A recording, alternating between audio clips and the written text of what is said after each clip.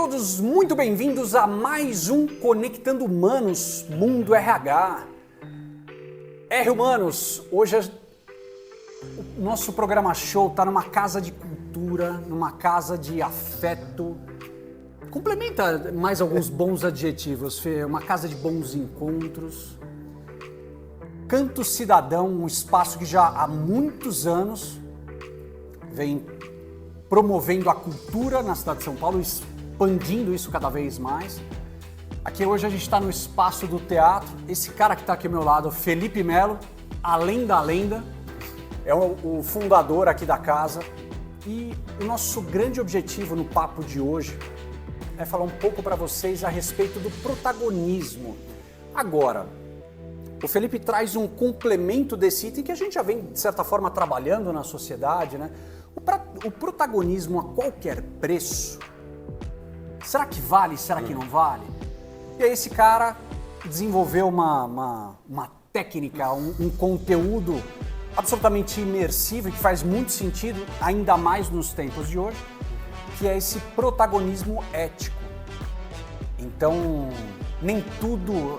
Aquela frase que a gente ouve muito no mercado corporativo, Fê, não quero saber se o ovo é da pata ou do pato, me traga o ovo. Pô, é importante saber qual é a origem desse ovo. E acho que cada vez mais a gente vai ser cobrado por isso. Porque a sociedade está se expandindo, esse novo mundo, que inclusive é esse subtítulo que eu peguei essa carona aqui desse conteúdo que o Felipe vai falar um pouquinho para a gente a partir de agora. Felipe Melo, mais uma vez nas lentes do mundo RH a primeira vez, mas nas nossas lentes a gente já está há muito tempo nessa história. Então, obrigado mais uma vez pelo aceite. Eu queria que você falasse um pouco a respeito dessa história do protagonismo ético que você já vem levando no mercado corporativo. Como é que está essa história?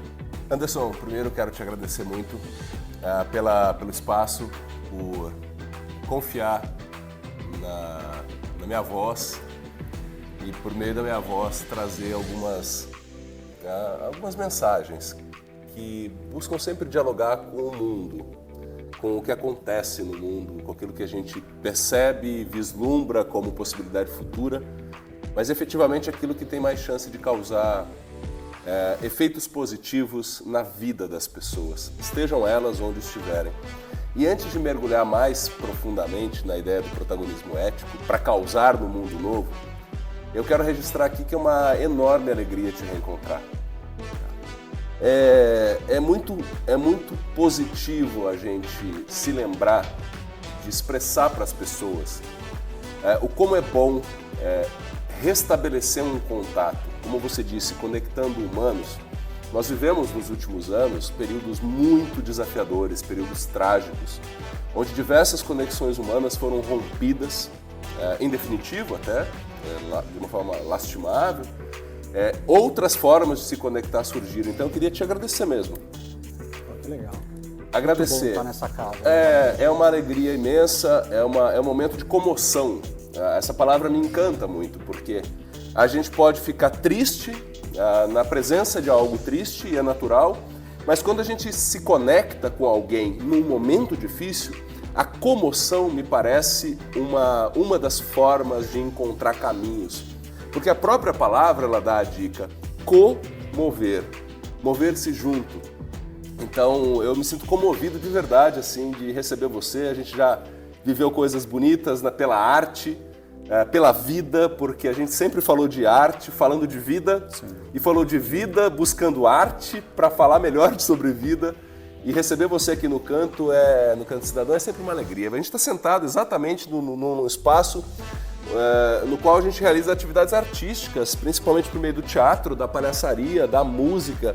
E aqui a gente recebe crianças, pessoas idosas que vêm especialmente de locais mais vulnerabilizados, né? Escolas públicas, lares de pessoas idosas, além de abrir para a comunidade de uma forma geral. Então, quando eu falo de protagonismo ético, eu bebo nessa fonte de forma sedenta, assim, sabe? Porque eu vejo acontecer aqui dentro aquilo que eu gostaria que acontecesse em todos os espaços que eu posso considerar espaços importantes para a vida. E falar de empresas a gente está falando de um local importante para a vida. E em diversos aspectos. As empresas, elas são um terreno muito fértil para os sonhos, para as esperanças de um futuro melhor para as partes envolvidas. Elas são um terreno muito fértil para a gente encontrar soluções para fazer a vida acontecer de uma forma melhor. Porque, no fundo, se você olhar o trabalho de uma empresa, aquela energia toda colocada desde a pesquisa de um produto ou a elaboração de um serviço, tudo aquilo que a gente aprende no marketing, no comercial, tudo isso tem a ver para quebrar o galho de alguém. É para isso que as empresas funcionam, no fundo, é para quebrar algum galho. Se você quebra um galho legal, a tua empresa ganha mercado, né? Se você quebra o galho e consegue comunicar e convidar as pessoas a conhecer a tua forma de quebrar o galho para ela, você tem muita chance de prosperar. E tem chance mais de prosperar ainda se você está de olho no ambiente que está criado internamente. Porque eu não acredito no indivíduo ou no coletivo que a gente é capaz de dar o que não tem por muito tempo com qualidade. Então essa é uma expressão que eu nem sei de onde eu captei. Eu bebi de algum lugar aí. Mas é muito verdadeiro. Cara, porque qual é a chance da gente dar o que não tem por muito tempo com qualidade? Ou seja, se eu não estou alimentando a minha fonte de oferta, e aqui eu posso estar falando de qualquer coisa. Eu posso estar falando das minhas competências socioemocionais, eu posso estar falando da minha competência técnica, da habilidade na tarefa específica, seja na área de tecnologia de informação, seja na área de um ambiente comercial, gestão de negócio, gestão de projeto, qualquer coisa. Então eu tenho competências socioemocionais, competências técnicas, competências relacionais com o meu parceiro, com o meu parceiro de trabalho, ou com aquele sujeito para o qual eu estou querendo dar a esperança de quebrar o galho dele pelo meu produto ou serviço. Então, assim, como a gente está criando esse espaço? Esse espaço é um ambiente fértil, é um ambiente de onde brota a chance da gente se alimentar daquilo que vai nos deixar mais com um repertório, inclusive um repertório sustentável. E aqui eu não estou falando da sustentabilidade ambiental especificamente, mas como isso dura no tempo. Aí que vem, como eu posso fazer com que eu possa seguir oferecendo por muito tempo, com qualidade. O protagonismo ético entende dessa forma, Anderson, que tem um lado que é do sujeito. Quando a gente fala de protagonismo, é uma palavra grega, uma palavra muito antiga, que tem a ver com proto. Proto é o agente principal, da onde vem a etimologia dessa palavra, mas tem uma segunda palavra que ela gera uma possibilidade de reflexão muito gostosa, que é o agonistês. Ou seja, o proto-agonistês. Na palavra agonistês tem uma outra divisão aqui que gerou a palavra agonia, que é o agon, que é o desafio. Então, o protagonista é aquele ou aquela que assume um papel de relevância, um papel de ação, num momento, numa circunstância de desafio. Eu não preciso dizer a você quantos desafios a gente encontra pelo simples fato de estar vivo, que é uma grande alegria, uma grande potência, mas que traz consigo uma série de circunstâncias desafiadoras para dentro, e você trabalha com maestria nas questões para que a gente entenda melhor, tenha mais lucidez e consciência sobre como lidar com aquilo que tira a nossa vitalidade, quando você fala, estuda e compartilha generosamente seu conhecimento sobre a depressão e sobre os outros aspectos desses acometimentos que tiram vitalidade da gente.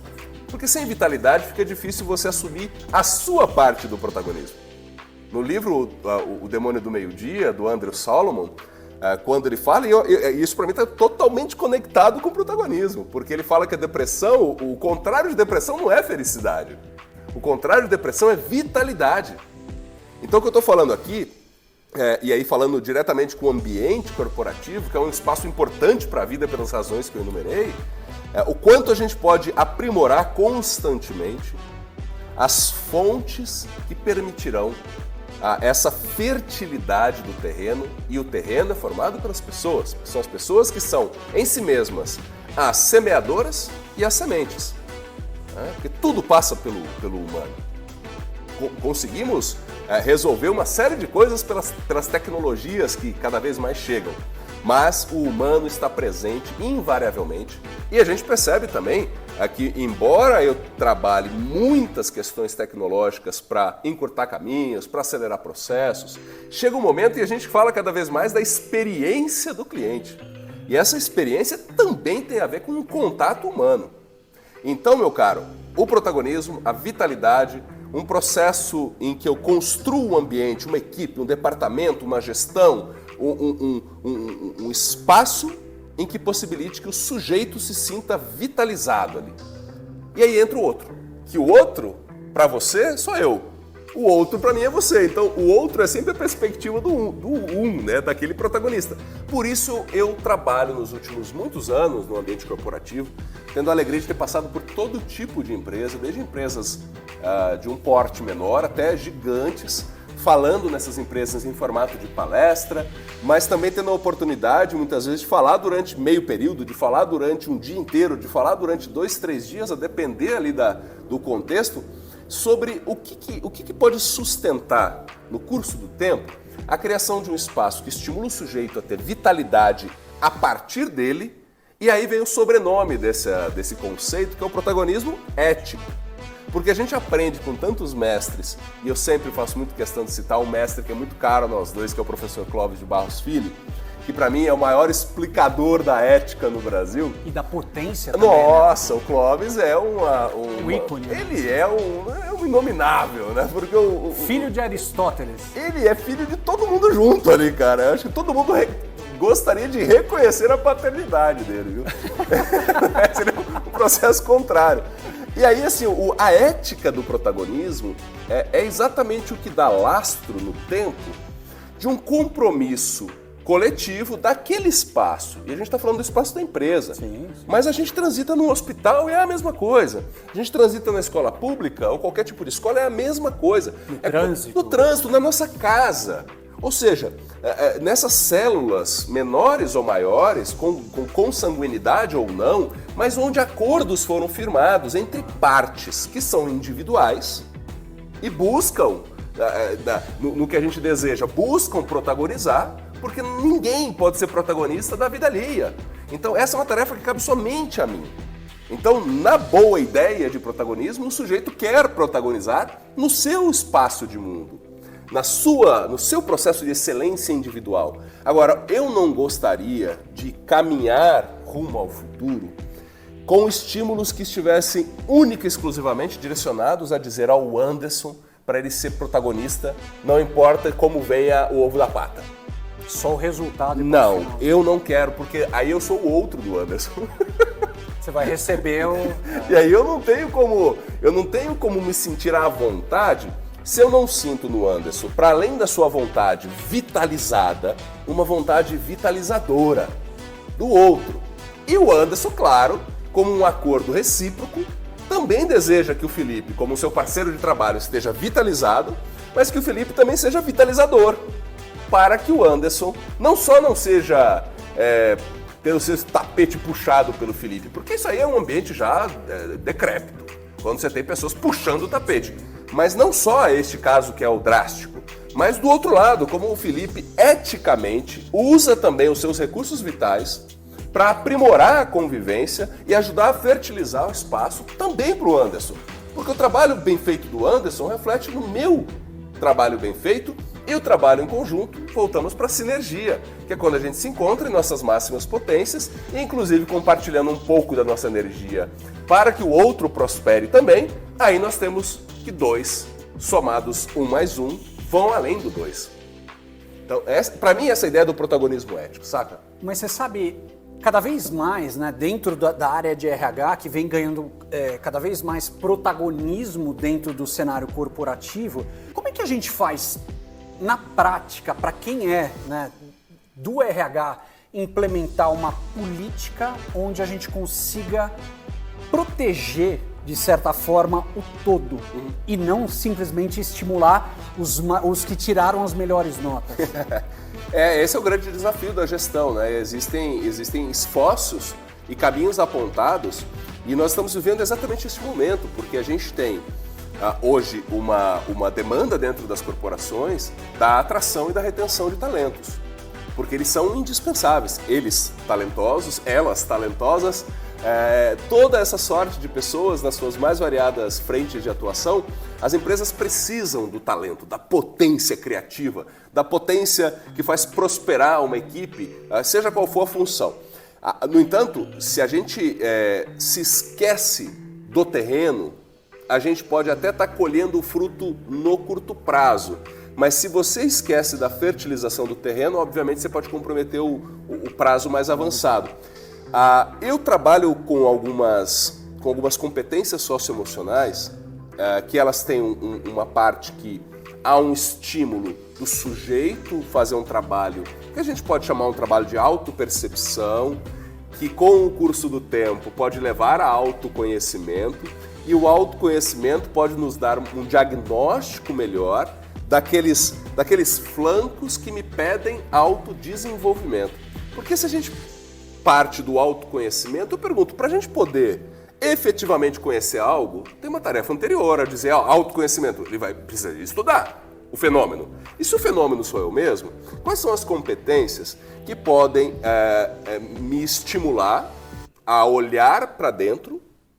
E aí a primeira competência que eu gosto muito de trazer à luz é a consciência, um processo de ampliação de lucidez, que isso não é uma contradição ou um paradoxo com o mundo competitivo das empresas. Eu acho que cada vez mais a gente rompeu essa barreira de falar, não, essa coisa dos humanistas, esse papo de abraçador de árvore, não funciona na empresa, não funciona assim, porque ninguém está falando que você vai jogar fora a caixa de ferramentas. Rubem Alves dizia isso, que a gente tem a nossa caixa de ferramentas cada vez mais equipada, com as ferramentas prontinhas para o uso. Mas ele usava a palavra caixa de brinquedos, porque o Rubem Alves era um gênio das palavras. E junto com a caixa de brinquedos, a gente pode falar a caixa de conexões humanas, a caixa da capacidade do sujeito se conectar com outros humanos, a capacidade de brincar com o mundo. E aí a arte me trouxe chaves fundamentais, cara. Do tipo, eu posso falar de coisas muito sérias, importantes para a vida, trazendo recursos lúdicos, recursos cênicos, recursos que bebem e estimulam as pessoas a recorrer a fontes que vêm da noite dos tempos. O humano vem da oralidade das histórias, o humano vem das representações artísticas, isso está nos nossos arquétipos. A gente nem sabe direito o porquê, mas assim como o João de Barro nasce sabendo fazer a casinha do João, ele não vai para a escola de engenharia do João de Barro, não vai. Como é que não viu um PowerPoint? Não, mano, como é que ele sabe fazer a casa? Quais são as heranças ancestrais que a gente tem? E a gente sabe, Jung explorou muito isso, os arquétipos humanos. Joseph Campbell explorou muito isso na jornada do herói, na jornada da heroína, que são essas jornadas humanas que nos conectam com cavernas fundamentais da nossa ancestralidade e que está mais do que provado que isso está no inconsciente coletivo. Então, quando a gente acessa esses locais que escapam da materialidade dura, que tem o seu papel na caixa de ferramentas, na hora de ensinar um procedimento no hospital, é claro, você não precisa ser um professor desrespeitoso, mas chega uma hora que você vai ter que falar. O que a gente está dizendo, Anderson, é que a gente não precisa abrir mão de uma busca por cada vez mais precisão técnica, até porque isso é bonito, cara. Isso tem a ver com quebrar melhor o galho de alguém. Lembra o que a gente falou? A gente faz, nas empresas, a gente se reúne com a finalidade lucrativa, a finalidade de gerar empregos, de contribuir para o desenvolvimento daquela sociedade, aquela comunidade, com suas preocupações socioambientais, suas preocupações com o entorno, de fazer prosperar a riqueza daquela comunidade. E isso passa também por ser mais competente tecnicamente. O que a gente está falando aqui não é isto ou aquilo. Por isso essa ideia humanista cada vez mais vem para convidar esses talentos a compreenderem aquele espaço, não de uma forma piegas, cafona e até ingênua, de que, não, vamos para a empresa porque lá é tão gostosinho. Não é nesse sentido que a gente está falando, mas a consciência, que é essa primeira competência que eu falo, é a gente compreender a natureza desses acordos, porque eu faço um acordo com a corporação quando eu ofereço o meu tempo de vida, a minha caixa de ferramentas e tomara cada vez mais a minha caixa de conexões humanas para fertilizar o aspecto coletivo daquele ambiente, mas é o meu tempo de vida. E a empresa tem as suas expectativas em relação ao uso do meu tempo combinado entre as partes. Então a consciência, e a gente estimula isso dentro da empresa de forma muito direta, com transparência. Transparência no trato, com transparência na abertura de espaços para a gente conversar sobre a vida dentro do trabalho.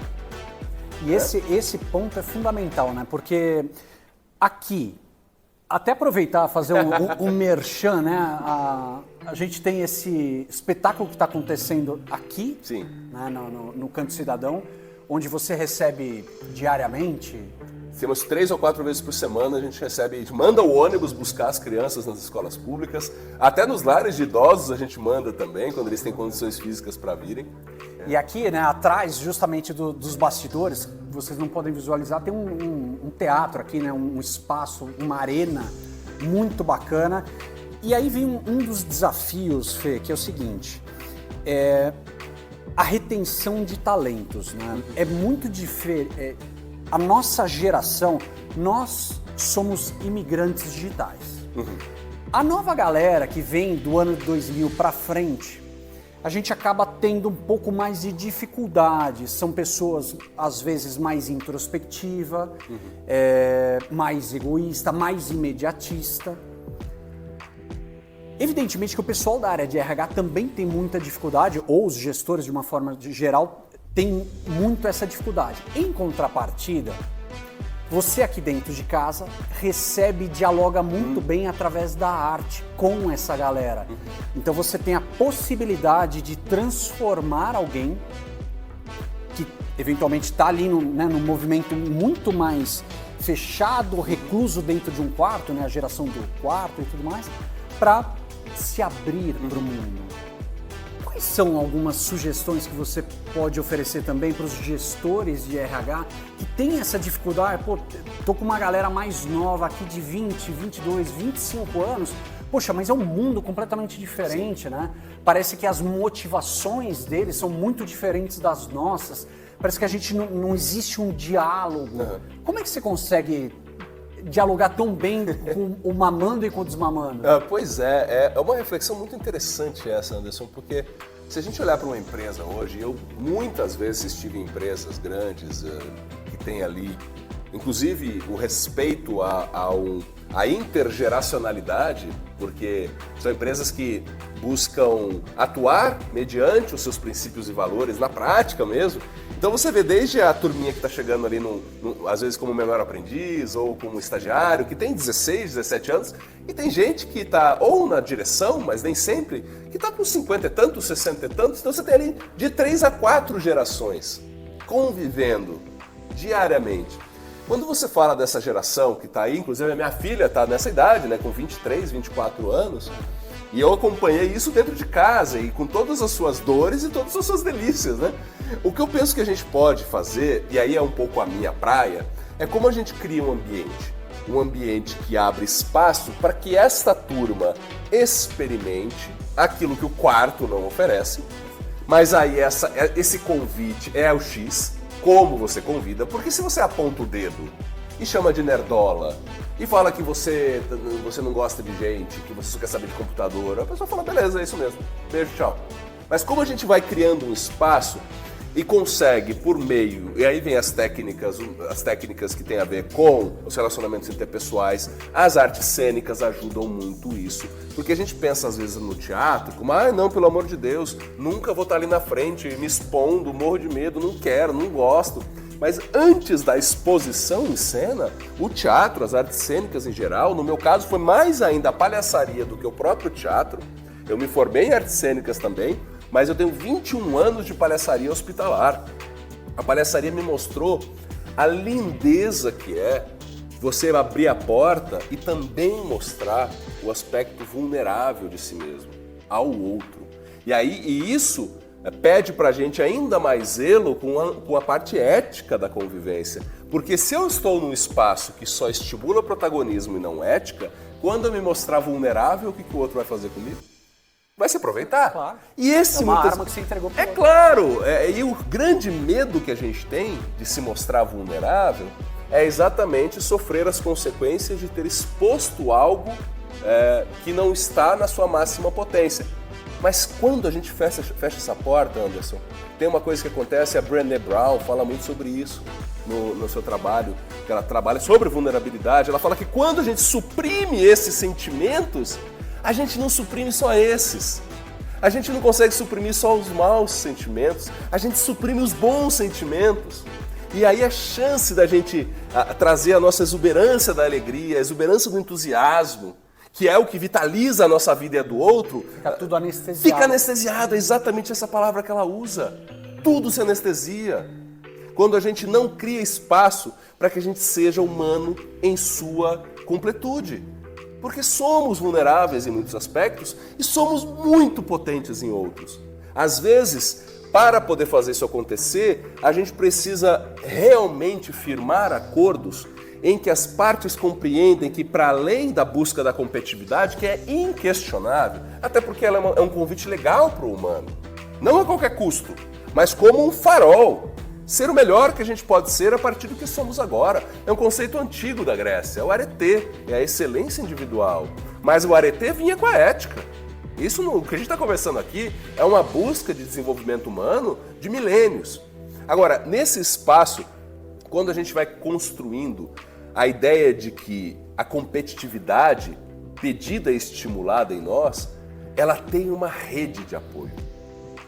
Vamos fazer trapézio no circo, bora! Mas se eu estou me desenvolvendo, até eu virar um mestre dos mestres naquilo, que às vezes tem gente que até abre mão da rede de apoio, criemos rede de apoio.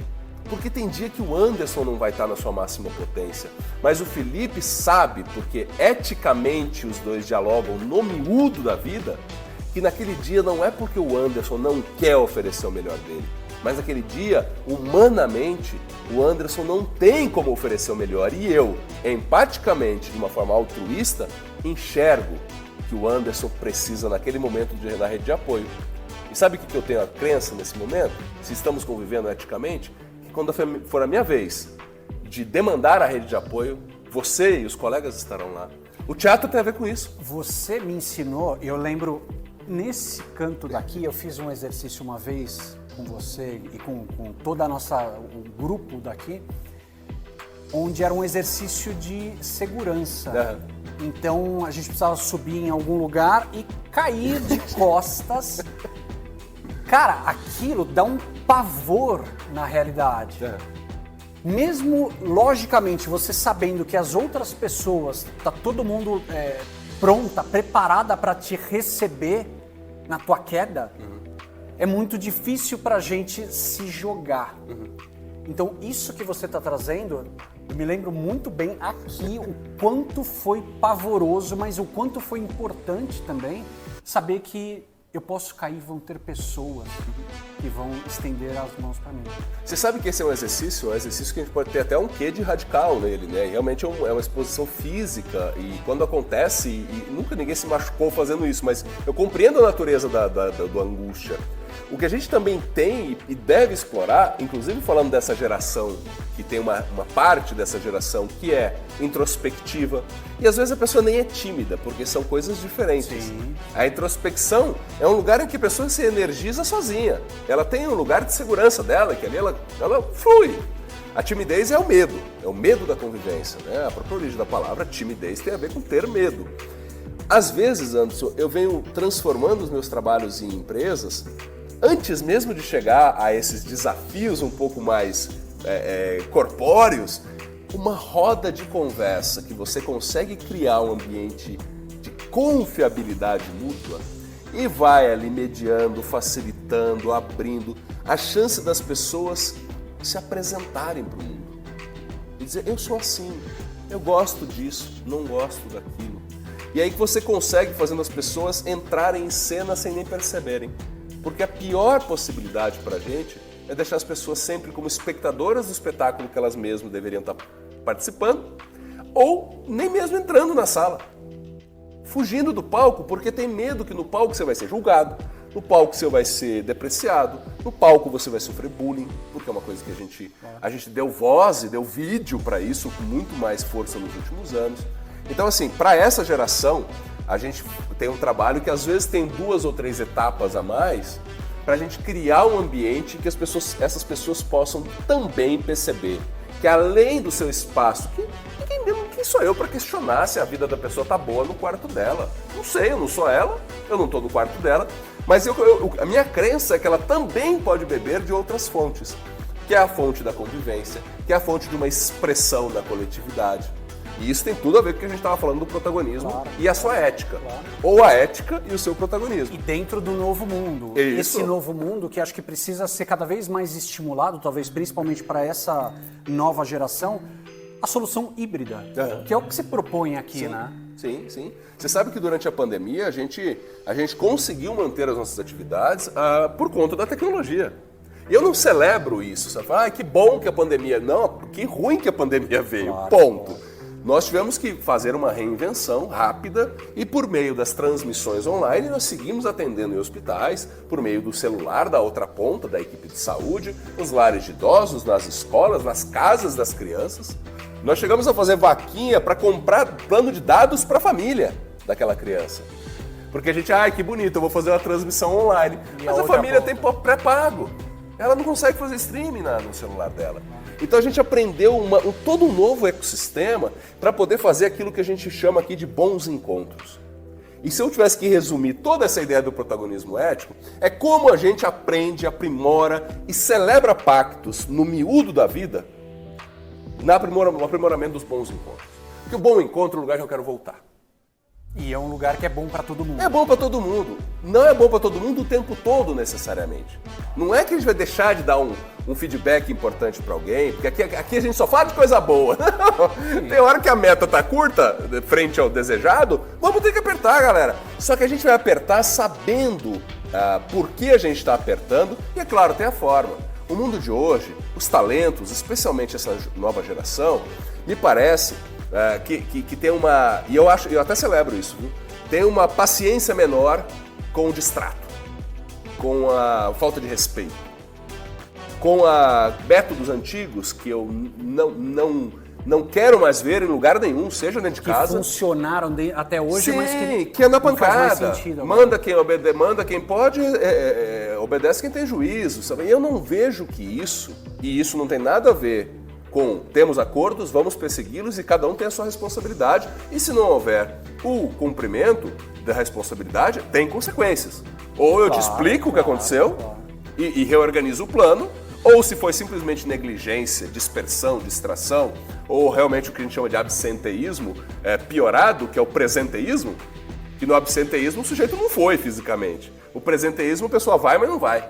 Ela vai, mas joga contra, ela vai, mas se puder passar a perna, ou simplesmente ser indiferente, e que não é uma postura vitalizante e nem vitalizadora.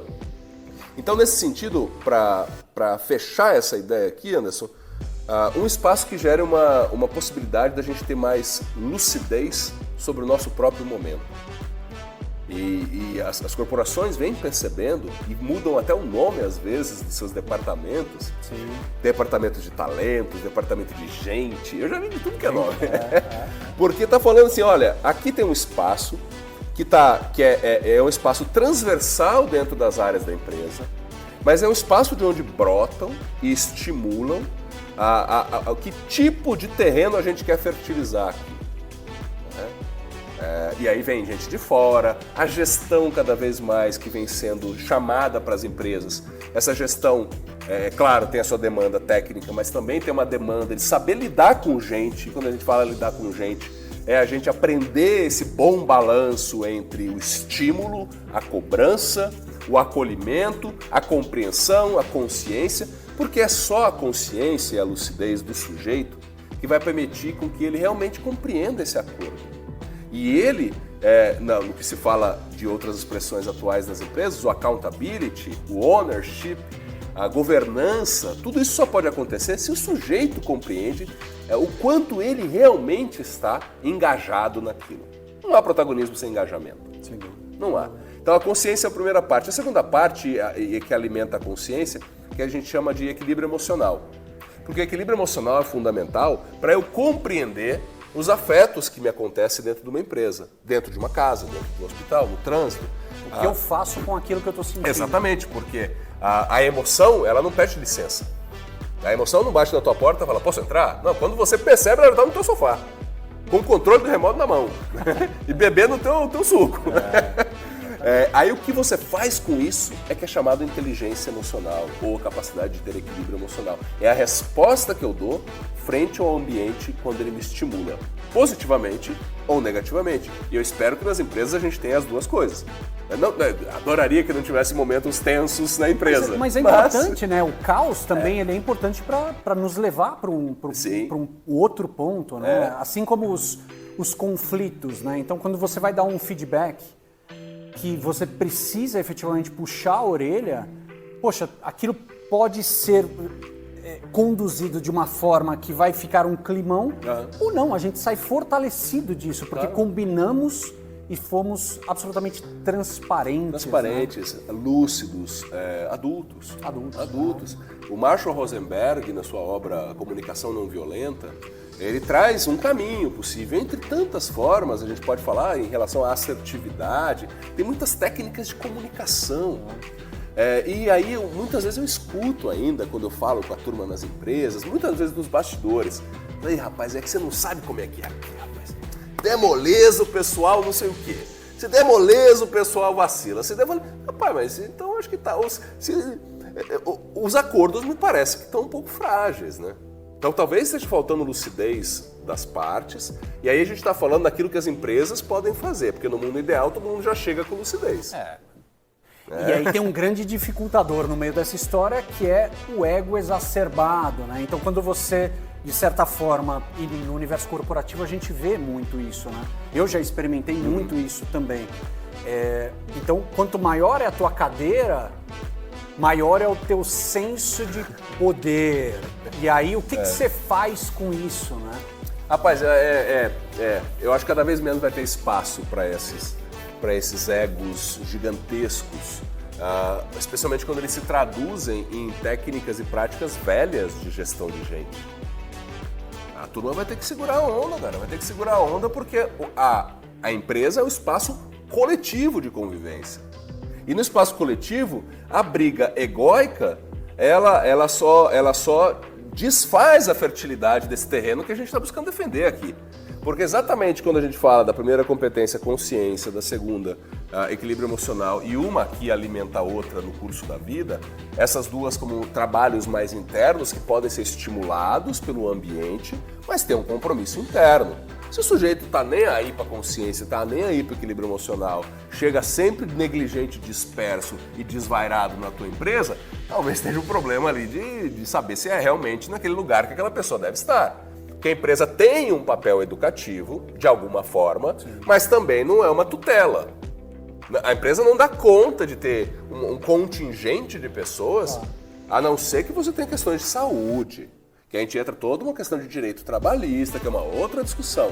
Mas o que a gente está falando aqui é de pessoas que teriam condições de estar mais engajadas, mas no fundo não gostariam de estar ali. E a pergunta que a gente faz hoje nas empresas que estão a fim de criar ambientes que são efetivamente muito potentes em termos de talentos, que já estão, que chegarão, né? É exatamente a ideia do engajamento.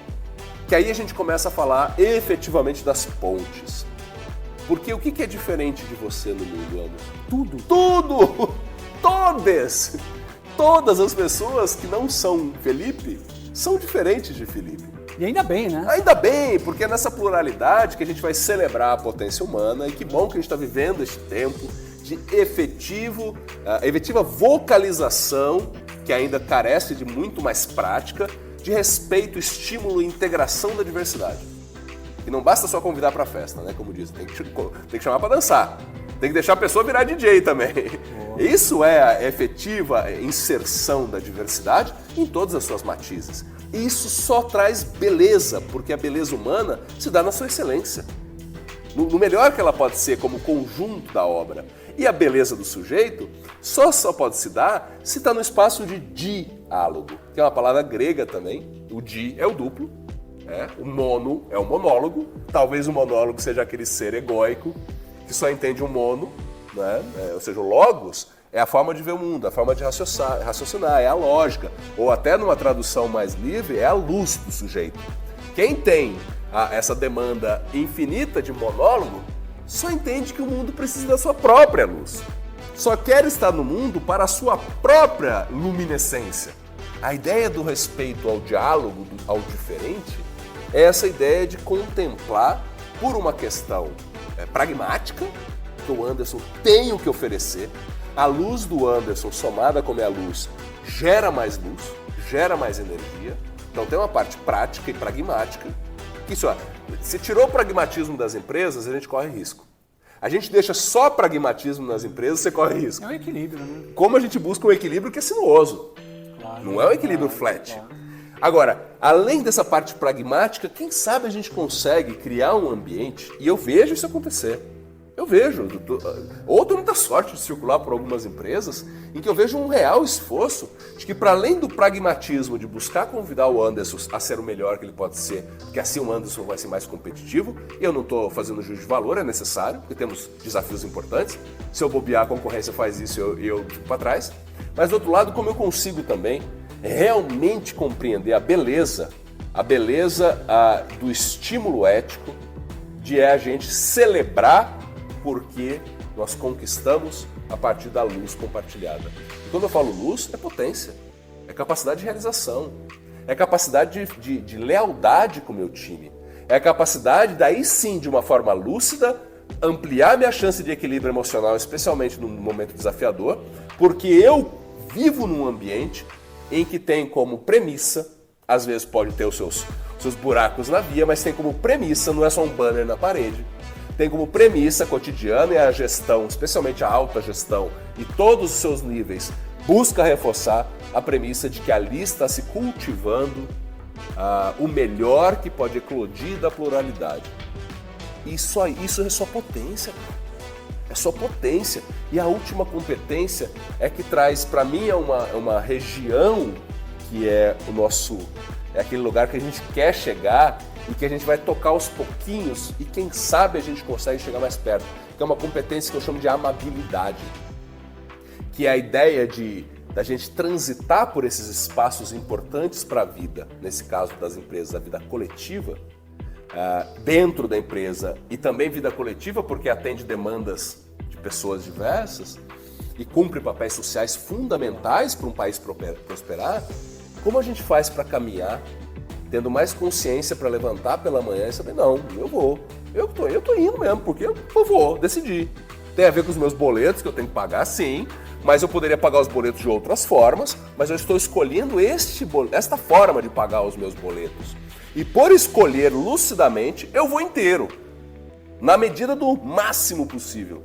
Porque no dia que eu não estiver inteiro, em que a minha capacidade de equilíbrio emocional, de performance estiver mais baixo, eu conto com as competências éticas, em que as pessoas vão olhar para o diferente que sou eu, que estou ainda mais diferente naquele dia, porque eu posso estar com uma energia menor, e vão me tratar com uma amabilidade, que é respeito à vida, que é respeito às vulnerabilidades, que é a gente andar pelo mundo, e eu faço esse convite a você e a mim, eu faço a mim todos os dias, por onde eu passo.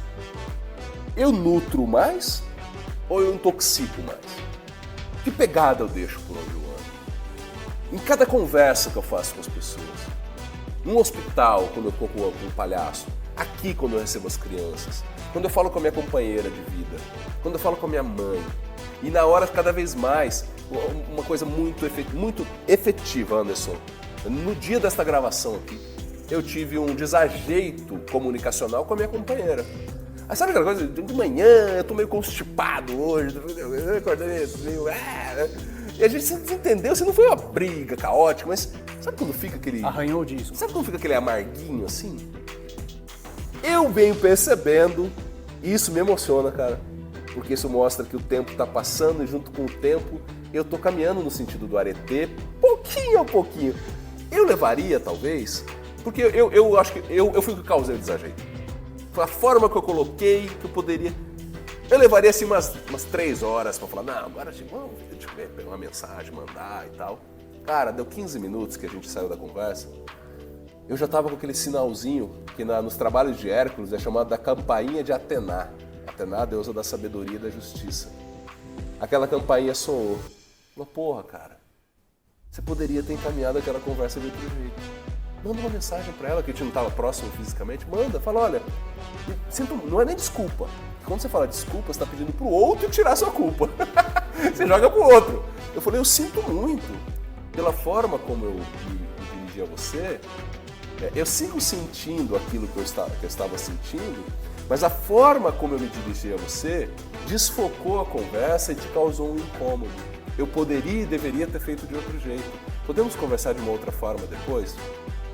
Cara, Transforma. Cara, isso é revolucionário nas relações de um casal, isso é revolucionário numa célula familiar, qualquer que seja ela, e isso tem tudo para ser revolucionário em quaisquer tipos de relações.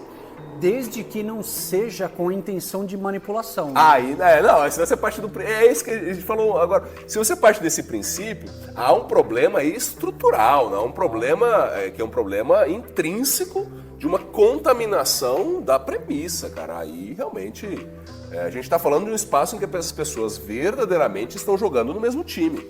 Se valorizam, se respeitam, se olham, se escutam. E são justas para as duas partes, porque quando eu te trago uma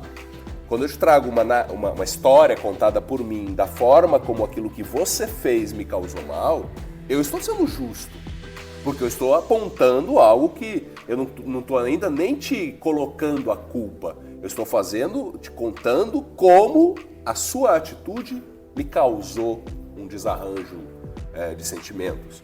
Então isso é justo. Assim como é justo quando eu te dou a mesma chance.